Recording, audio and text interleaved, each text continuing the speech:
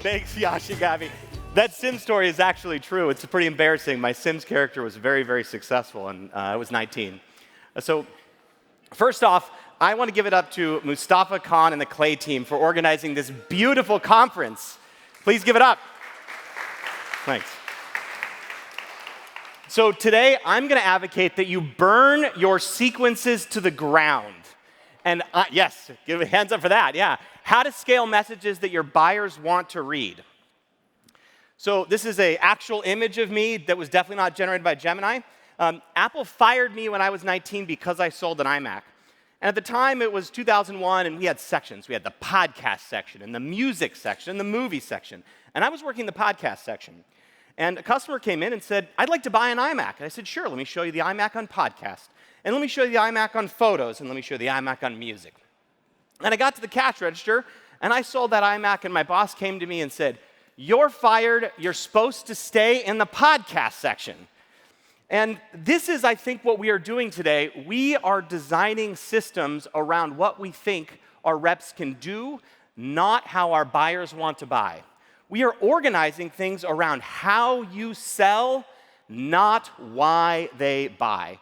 And in the next 15 minutes, I'm going to teach you exactly how to organize your go-to-market motion around why they buy. But first, we have to look at how they sell. So what does the process look like? Well, what you do is you add a pixel on your website, and they go to pricing, and then you're like, hey, Mark Benioff from the Salesforce Tower came in, and I'm just going to send him a message. I saw you're on my website. Or what we do is we buy other types of data. We'll have LinkedIn sequences, et cetera. And then we build a list. And what does that list look like? It's tech companies, 50 to 500 employees. Like someone wakes up when they add their 501st employee and everything changes for them. No, this is ridiculous. And the message is where it all falls down. This is where the failures of the way in which we think about go-to-market are completely evident. So let's look at some of this. This is the AI SDR.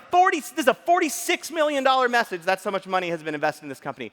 And they've used my company name as personalization. Amazing, I'm instantly sold. So what's the process? Well, we talked a lot about how your inboxes are now flooded with these AI messages, and they're doing the process right. Eric on stage is going to later tell you about this, but they've got multiple inboxes and multiple domains, and they have an email that's a little bit old of mine, and now I doxed myself. Okay, well, what's the list? Hi, Jordan, your LinkedIn post about the challenges of adapting to LLMs resonated with me. Well, thank God, everyone knows that when you comment on LinkedIn, you get out your wallet and you buy a B2B SaaS product, right? As we navigate this paradigm shift, huge paradigm shift, many founders are seeking ways to leverage AI effectively in their business. This is their list. This is intent. I don't even have a sales team. I don't know why they sold me. We built an AI SDR that fully automates outbound over email, LinkedIn, eliminating time-consuming manual tasks in sales. Over 300 companies have already integrated our solution. The AI SDR wanted me to meet them in person for coffee. What is that meeting going to be like? Okay, Agentforce, $228 billion message by Salesforce. That's the total amount of money they've collected. This didn't send to me. I'm Agentforce, an AI agent, and I'm continuing the conversation on behalf of who initially reached out. We appreciate your interest in Salesforce. They own a tower here in San Francisco. Okay, as CEO in the technology industry, me and Jeff Bezos get the same message. That's ridiculous. The only thing we have in common is we both are Amazon.com customers. And then they go on and on and on. And then you want to generate more leads or resolve customer issues more quickly. These are different categories of product. Why would they say this? Okay, so anyone can rail on those messages, right? And by the way, we're talking about email here, but really email is the tip of the spear. And if you get your targeting right, you can do so much more across channels. So let's talk about Wingwork. The future of aircraft maintenance starts now. Now, this is a vertical SaaS brand, and I like vertical SaaS brands because you can tell what they do on their website. If you go to a horizontal SaaS brand, they'll say, the future of innovation starts now. And you're like, who needs that? So what are they doing? Look at the top, very top here. Schedule a demo, get a free pizza. They're selling pizzas to get people on a demo. That's totally ridiculous. So we have to dive in a little bit deeper and say, okay, if we were designed a purpose around why they buy, let's look at one of their subheaders here. Automate compliance checks, instantly pull maintenance data, and let AI predict failures before they happen. This is for planes to stay in the air, and they are selling pizzas. Why? This is extremely valuable stuff. Shouldn't they be able to have a better message than get a pizza, take a demo? So I invite you to do this challenge here. What message would you send if you had unlimited time and perfect information? And I'm going to give you an even easier. Charlie Munger has this principle called inversion, and he starts backwards. So I'm going to challenge you to invert. And what you need to do is go find, if you're a horizontal SaaS company, you'll have a harder time doing this, but go find a group of customers that all bought for the same reason. And look at a customer that is qualified to buy and another gets 10 times the amount of value. Drop all the transcripts into ChatGPT and say, ChatGPT, spend an ungodly amount of time searching the web and tell me if you can find any evidence about why this person bought. Okay, so this is what I call a PVP, a permissionless value prop, and you'll see why in a minute. And this is a message so good that your buyers would pay to receive it. And I have this phrase called the list is the message. So what would we do in the old way? Spam the TAM, rip it, right? People rip it. So it turns out when we asked that same question that I told you about earlier, what data? How can we find people that have problems of compliance? Well, it turns out that, and I just asked ChatGPT, I'm not an amazing FAA airline specialist. Upcoming FAA regulations plus the number of impacted planes equals real cost of the company. So it turns out that every couple of days, the FAA announces a rule. And that rule sometimes is update your Google Maps. But sometimes it's replace all of your plane engines. So much different thing, right? Now, one of those you can send pizza, the other you're going to send something different.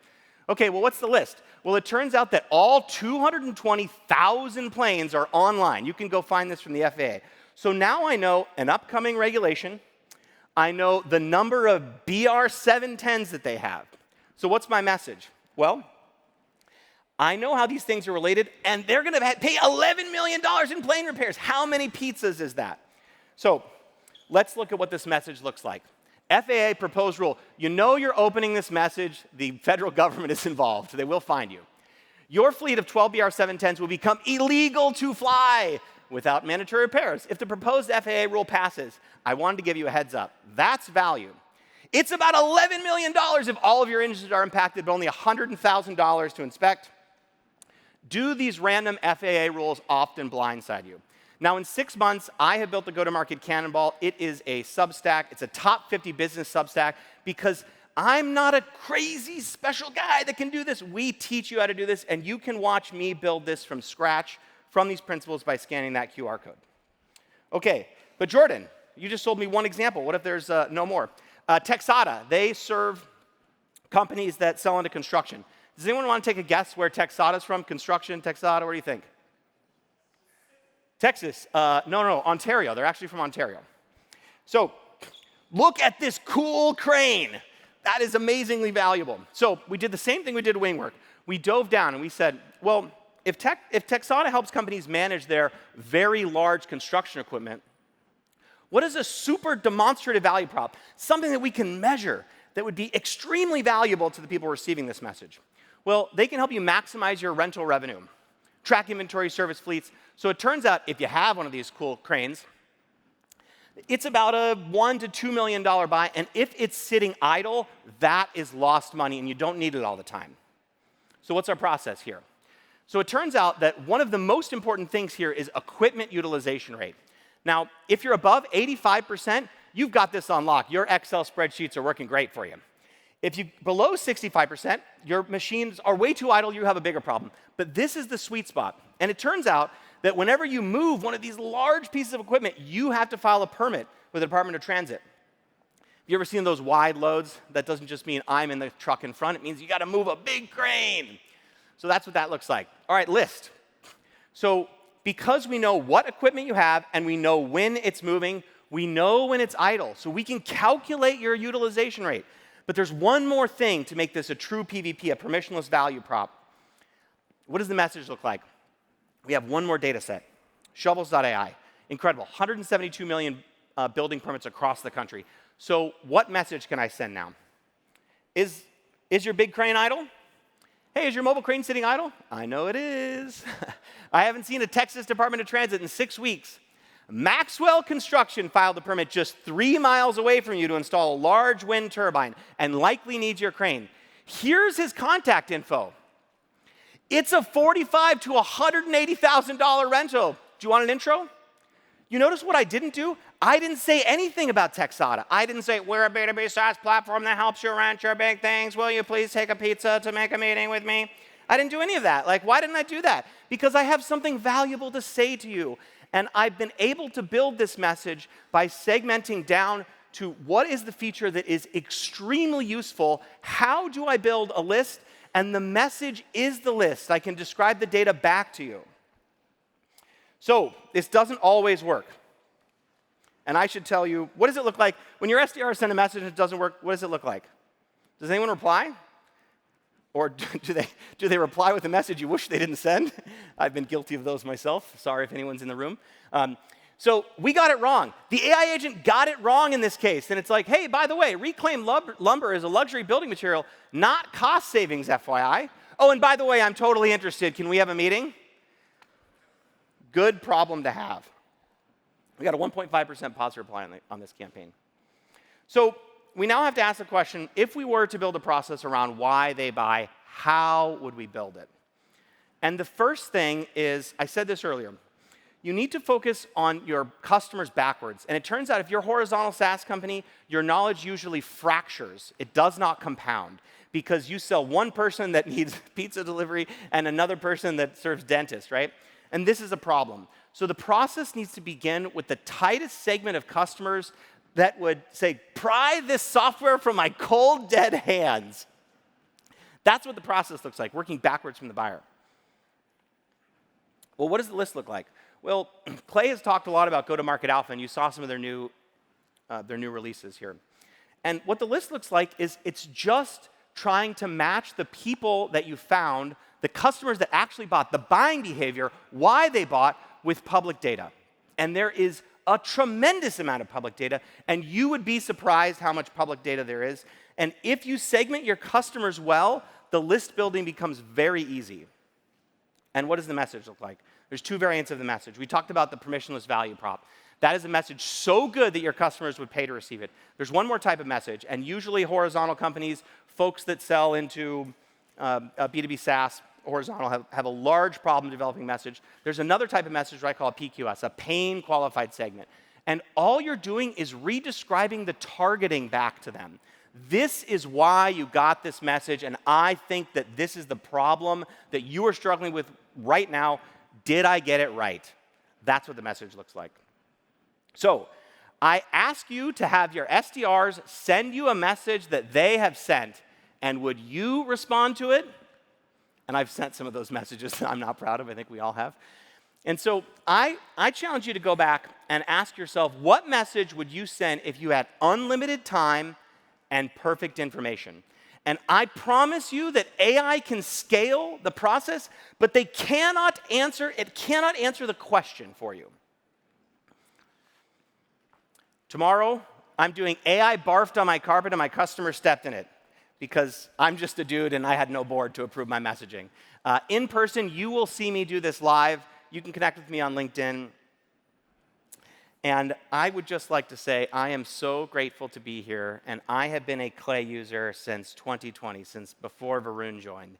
And this community is so special to me, and I am so glad to see this room filled with so many people that are very excited about the product. Give yourselves a round of applause.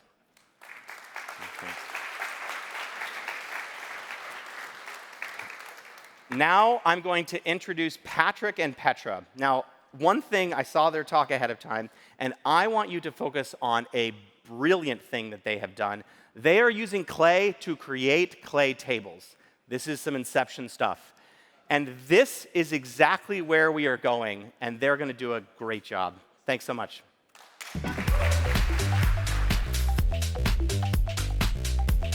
Clicker, clicker.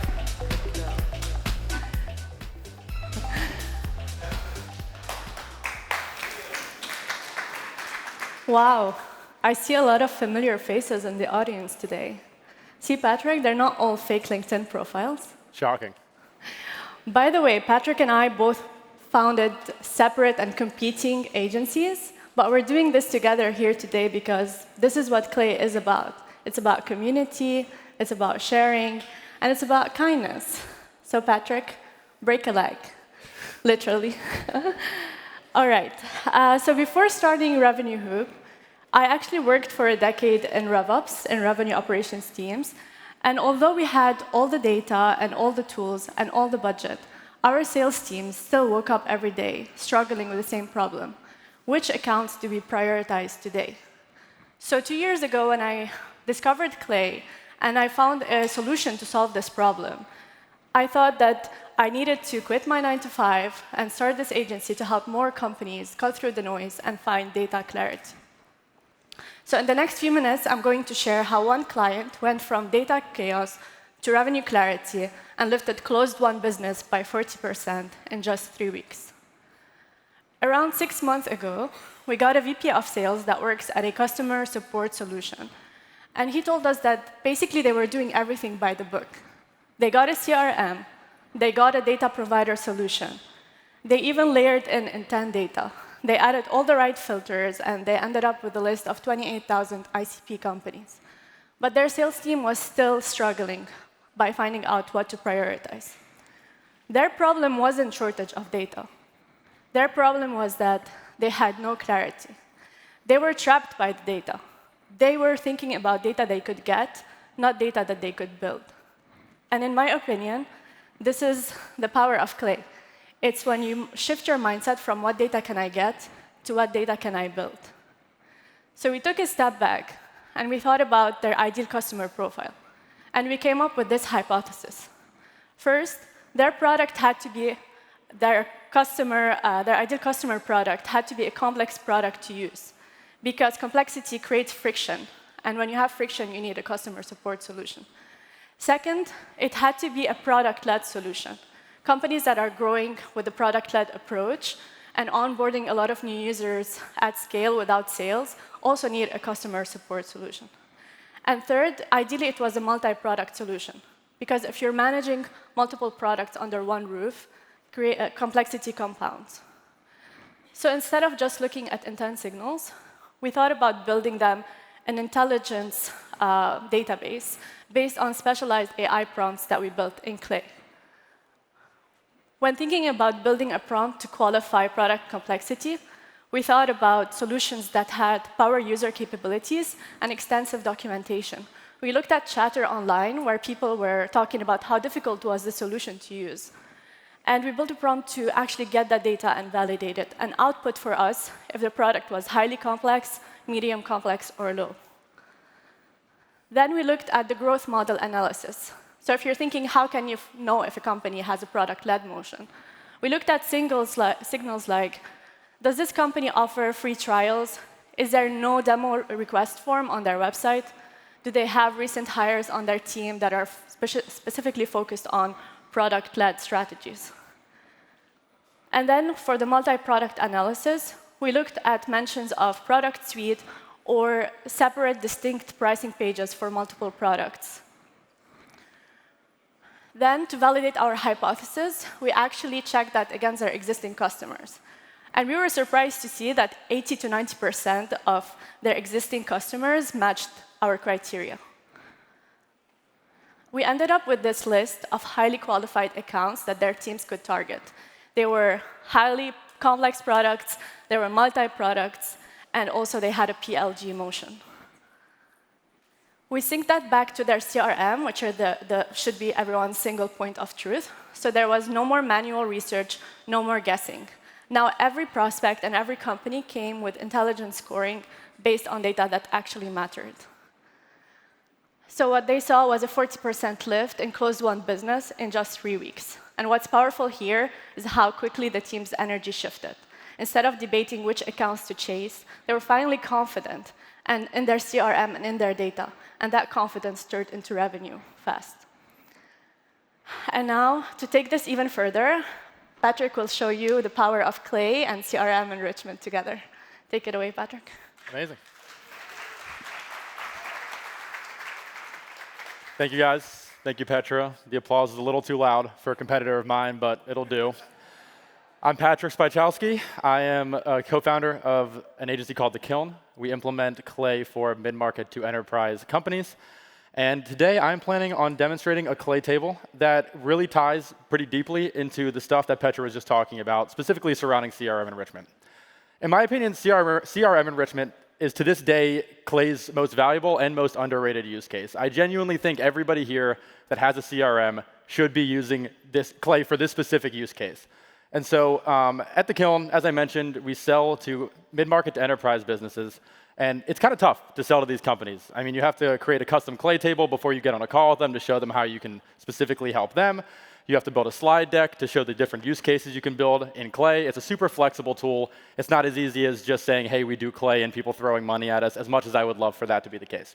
So I built this table to help automate some of the processes that I just mentioned. And you can see here that we've imported 5 different records from our HubSpot. And of course, if you can't see this in the back, just let my words guide you, I assume. I can't zoom it in anymore, unfortunately. But you can see we have just some very basic data coming from our HubSpot, with the name, the domain, and then we start doing some basic enrichment in Clay to get some key data points that we care about. So the locality of the company, their LinkedIn URL, description, industry, employee count, revenue, et cetera.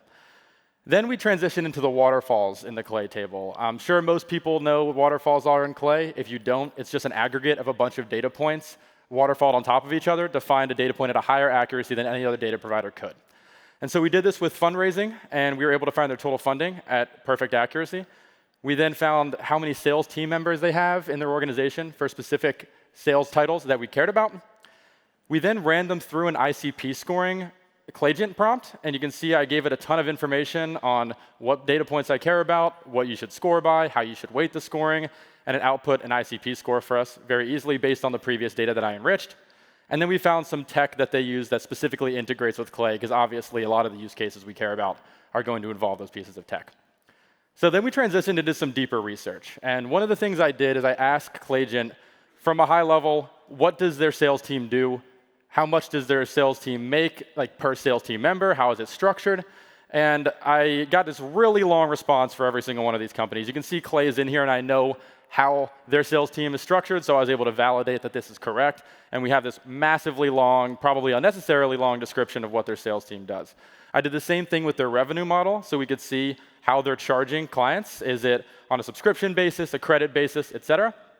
And then we get into some even cooler parts. So I narrowed the amount of use cases that we usually build for clients into 17 core use cases. And so I picked I had a OpenAI prompt, use those 17 use cases to determine one that would be best for the company and then describe it in depth. So we have a bulleted list of 3 core use cases each company could build in Clay that we could potentially pitch them as part of our agency. And so it output, as you can see here, the bulleted list of very detailed data points. I picked one, fed it into Claygent, and I told it, tell me how I can build this in Clay.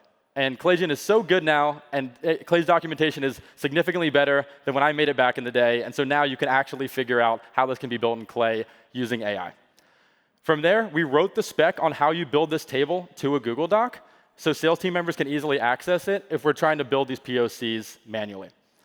The next step is the part that was alluded to in the introduction for us, which is the fact that I was able to get Claygent Navigator to actually create a Clay table for me. So it's kind of like a Clayception moment where I'm able to get Claygent Navigator to log into my Clay account using my credentials, create a new blank Clay table, and then name it after the prospect that we care about. It hasn't gotten to the point where I can put anything in the Clay table, but after the launch of SCULPT, which was like 2 hours ago, I anticipate that this is actually possible now. So immediately after this demonstration, I'm planning on trying this out. And I think we'll be able to create the whole spec. And we have the whole spec in a document already, so it's quite easy. From there, I used the most expensive integration in Clay, a 150 credit per row OpenAI prompt to generate a slide deck, slide by slide, with the text included. I think this is an egregious credit cost. I don't recommend anybody use this unless you're on a massive enterprise plan. Clay needs to integrate with Klarna after this, because there's no way I can afford 150 credits per row every time. And so you can see here, it created a super detailed slide deck, and I prompted it with what we do, the use cases that we provide, and then all the previous data that I fed into Claygent prompts in previous parts of the workflow. It generated the slide deck, and then I used Gamma AI. For those who don't know, it's an AI slide deck generator to create this slide deck for me. And so it was able to auto-generate these slide decks at scale programmatically and create them one by one. So I can show a quick one that was created here by Gamma. And of course, it's going to reload on me. But in short, the slide deck's good. It's not perfect, but in my opinion, if it gets me 80 to 90% of the way there, then it's great. It's significantly better than me creating a slide deck on my own. My design skills are far worse than whatever Gamma's outputting, and we can return that back into the Clay table. And then lastly, of course, to close the loop and create a source of truth that is unified in one spot for sales team members to use, we write all of this back to our HubSpot instance.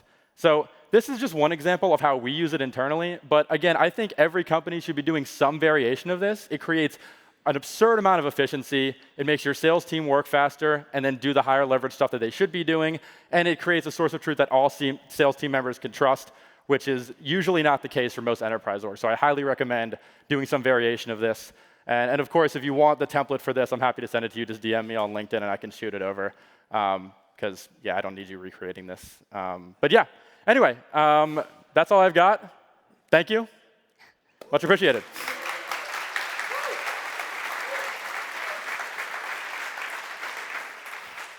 All right, and transitioning into the next speaker. This speaker needs absolutely no introduction. He's one of Clay's earliest employees. He ran the first Clay agency. He is, in my opinion, the wizard of outbound. I probably send him a lead a day from our inbound. I said, just go work with Eric. He's better at this specific part of outbound than we are. And I think he's better than everybody in the world at this specific type of outbound that he's going to talk about today. So super pumped to introduce Eric Nowoslowski. Thank you. That was so nice. Thank you. Thank you so much. All right, is this thing on? What a magical morning from that keynote with all those features that they're dropping, right? My agency is probably going to be using audiences the most. I felt like the Holy Spirit entered my body, and I was like, can I get a CSV, please? It's just going to be such a great feature for us. And so anyway, if you don't know who I am actually Clay's single largest user because of the amount of enrichment volume we pump through. You'll see in some slides I had to take a screenshot to put it in there. But last week alone, we ran 37 million rows in our Clay table. So we're pumping a ton of volume all the time. And so what I'm going to try to do today is give advice on both ends of the user spectrum. And it's going to be really tough. And you're going to have to bear with me because I also speak very quickly. But what we're going to try to do today is go over the tips and guardrails that we train our team with. So whether you are going to be the one who's operating Clay in your company, or you're going to be managing a team, you can pass off these tips so that you're building tables efficiently, managing your credit spend, and also just overall having the most efficient experience that you can. And so, again, if you don't know who I am, I was one of the first hires made by Varun at the company. This is a selfie that we took in the Brooklyn office. It was a one-bedroom apartment, and it was a pretty crazy time. That was a Saturday, and we both loved talking about Clay so much that I came in, and this was volunteered. I wasn't even an employee at this point. So this was the first time that Varun and I sat down and we worked together on Clay. Again, this is just some of our proof of usage. We ran 27 million enrichments this week, and we were even down 4% last week. You'll just have to take my word for it that we did 35 million. This is my Clayagent tasks as well, too. I don't know of any other company that's beating us on Clayagent usage as well, too. And then this is one of my favorite screenshots. This is the engineering team talking internally. And basically, my favorite part is Roger saying, shared rate limits is really 50% for Eric and 50% for the masses. And that's just one of my favorite quotes right there. So if you don't believe me, I am the largest Clay user, and we have some tips. We're going to go over tips of building Clay tables and tips of prompting with AI, and we'll take it from there. So we send over 6 million emails a month. That's out of just our Smart Lead account. We might even be sending more than that when you count all of the accounts that we're managing as well, too. Vaibhav, who is here, can verify, and you can ask him. We switch out from the top replies on the entire platform in the first, second, and third place with just some other agencies who are kind of at our scale as well, too. We've trained a team of 10+ Clay experts, and now we consult on and implement outbound automation for companies, and we're an elite Clay Studio partner. So we're going to go over actionable tips for you to make Clay tables faster. We're going to go over how we train our team internally to run these world-class tables. And then we're going to give away real Clay templates and resources we use to power our Clay tables as well, too. So Clay rules for you and your teams. Again, I know I speak fast. If you're at the after party, I can rap part of Rap God. That's how fast I can talk. I know I'm going to go fast. So bear with me. I know I'm going to talk too fast. But this is for you if you're the operator, or take pictures so that you have this for your team as well, too. Rule number 1 seems very simple, but this is something that you just need to get your team always doing. And you have to put a conditional formula on all paid integrations. I don't care if the conditional formula is just first name must not be empty. Always get in the habit of that to reduce unwanted credit spend. The conditional formulas, I'm sure everyone's pretty much familiar with them, but no matter what, a conditional formula has to be on any paid integration, even if you're just using one that's always going to be true. I don't care. You have to be in that habit.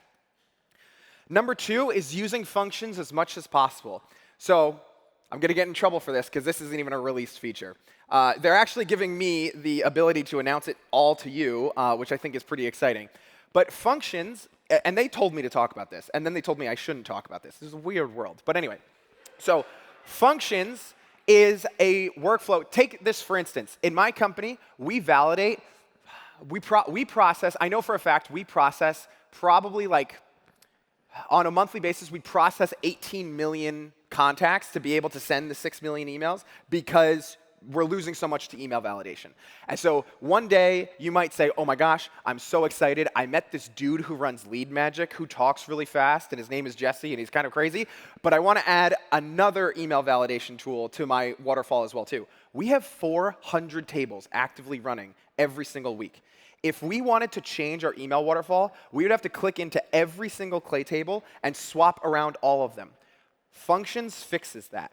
This is a beta feature at this point, and this is going to be mostly for enterprise companies in the beginning of the beta, and then we'll see what we can shake them down. I mean, maybe this room can have a protest. I don't know. I didn't incite that. But anyway, then what it does is now instead of running everything in your table, it'll send the data to a different table, run your workflow, and then send it back to your table. So you can have 15 tables pushing to one workflow and then calling the table data back. And if you ever need to change it, you change one workflow that's calling upon all these other tables. And this is just a quick screenshot of that. So we'll be running this, and we'll send this data to our function over here. And then the function is basically looking up and adding somebody to our customer CRM because we're emailing them. So we do the lookup, we do the update object, and then we do the create object if it doesn't exist, and then we send the data back. Phenomenal, because we have like 10 Clay tables for this customer, and I don't want to bake in the same HubSpot thing every single time.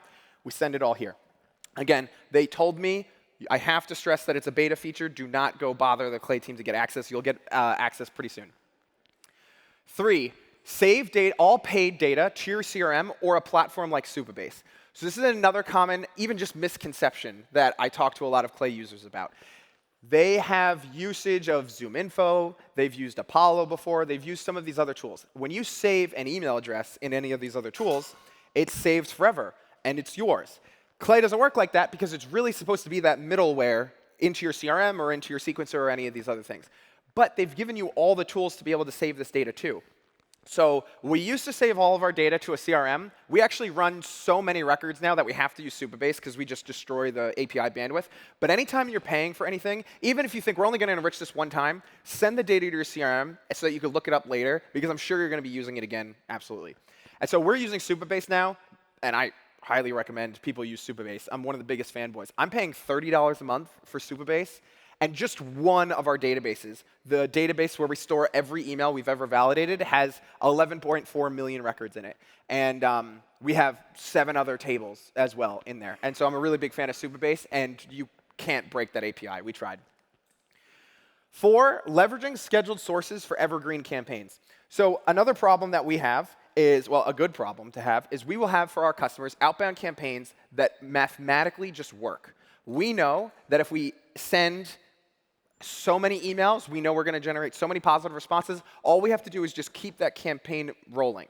What we used to do is we used to go to a data source, we would download a CSV, and we'd upload it to Clay, and then process the data. And we'd have to do 60 of these manual tasks every day. And then we just said, you know what? Well, let's just kill this. Clay has scheduled sources baked in. Sometimes we'll just open a $15 a month HubSpot account and then just put the customer's entire TAM in there and then start an active list in HubSpot. Now they changed it to segment, so don't get confused if you look it up. It's segments now. But then we'll just have a segment, and then we'll just process people through that list so that we can keep a campaign with a TAM of 300,000 people in it on at all times. And this is something that if you have a campaign you want to keep on all the times, Just a great way so that you don't have to think about it and just processes over and over and over again. Number 5, don't use AI when formulas can do the job. I was actually at the company when they created the AI formula generator, and it's really funny when the engineers are like, oh, have you tried the AI formula generator for that? I'm like, please, I was there when it was created. Don't try to speak to me about that.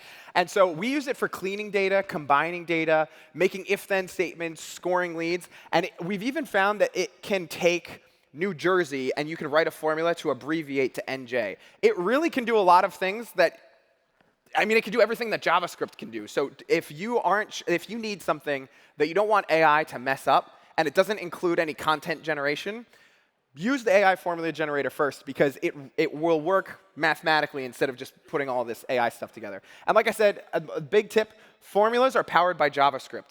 So if you need to know more about how it's working, or you need a more complicated one, just take a screenshot and throw it into ChatGPT. Now, the 6th part of our session is the AI prompting rules. And so our first one is the 10-minute manual research rule. We had a call with a company that is one of those fancy VC-backed companies with those fancy 4-letter domains, and they asked us, what are other people using AI and Clay for? And if you saw Jordan's presentation, we both agree that that's probably the dumbest thing that you could be asking, because who cares what somebody else is using AI for? So we always think backwards of what would I do manually if I were to research this person for 10 minutes? What information am I looking for? And how can I automate that with Clay? And then that is how we build our workflows. We don't just guess and try to put clay agents together and all those things. We manually look for what we would be trying to do first, and then we work backwards from building that. As much as possible, only let AI do one thing. A big problem that I see in people's clay tables is they'll have a clay agent that's going out and it's checking the content of the website and deciding if it's an e-commerce store, and then if it's an e-commerce store, they want to do the industry classification as well, and just all these other things. AI will just kind of start farting itself if it does something like that. It's just not, it can't take on that many inputs. And so what we'll do instead is we'll have a clay agent that goes out, gets content about the website, and then we'll use other integrations downstream to ask those questions.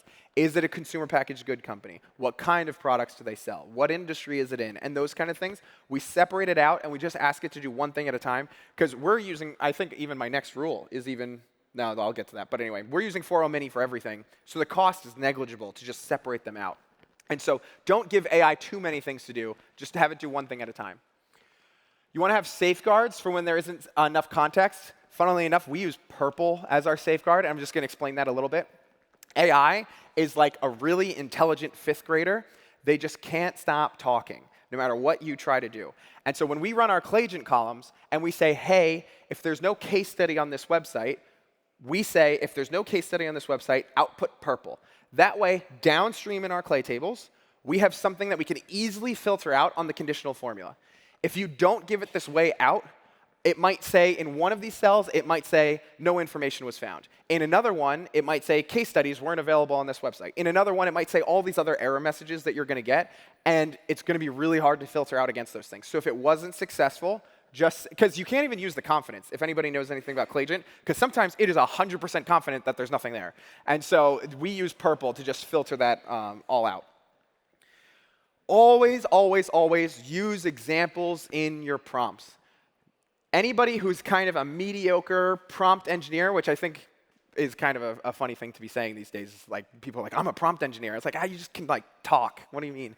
And so when it comes to prompt engineering, even if you are OK at prompt engineering, if you give it examples, it could fix basically any prompt very well. And so what we will do is we will first look at and we'll say, OK, if I were to research this company and find this information, this is what I would manually say. And then we write like 3 or 4 of those into all of our prospect-facing AI prompts so that we really increase the accuracy of the prompt and we train it on what we want it to do. You should also be using the meta prompter. The biggest tip when making prompts, if you don't know how to make a prompt, I highly suggest you go to ChatGPT and just explain, this is what I want to do, this is what I want to accomplish. Make a prompt for me that's going to make that happen. But literally ask it, and I learned this from Yash at Clay, so this isn't even my idea. Literally ask it, what questions do you have for me to improve this prompt? It will then output 4 ideas of clarification, turn on transcribe mode, answer those questions, and then your prompt is going to be a lot better. For tough prompts that need to be accurate, like industry classification, ask AI to output its reasoning before its final answer.